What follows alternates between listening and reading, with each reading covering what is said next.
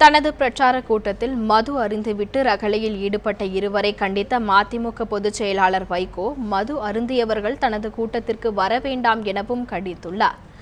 ராமநாதபுரம் மாவட்டத்தில் போட்டியிடும் தேமுதிக, தமாக மக்கள் நல கூட்டணி வேட்பாளர்களை ஆதரித்து ராமநாதபுரம் அரண்மனை முன்பாக நடைபெற்ற பிரச்சார கூட்டத்தில் வைகோ பேசினார். அப்போது கூட்டத்தில் இருந்தவர்களில் மது அருந்திய இருவர் போதையில் ரகளை செய்து கொண்டிருந்தனர். இதனை கண்டித்த வைகோ மது அருந்திவிட்டு யாரும் தனது கூட்டத்திற்கு வர வேண்டாம் எனவும் அவர் கூறினார். பின்னர் அதனைத் தொடர்ந்து பேசிய அவர், தங்கள் கூட்டணி ஆட்சிக்கு வந்தால் திமுக, அதிமுகவின் ஊழல் சொத்துக்களை பறிமுதல் செய்வோம் எனவும் தெரிவித்தார். சவுதி அரேபியாவில் கொத்தடிமைகளாக உள்ள 62 மீனவர்களை மீட்கத்தான் கடுமையாக முயற்சி மேற்கொண்டு வருவதாகவும், ஆனால் நயவஞ்சக மோடி அரசு மீனவர்களின் பாதுகாப்பில் அக்கறை இல்லாமல் இருப்பதாகவும் குற்றம் சாட்டினார். தமிழர்களுக்கு நல அமைச்சகம் ஒன்று ஏற்படுத்துவோம்.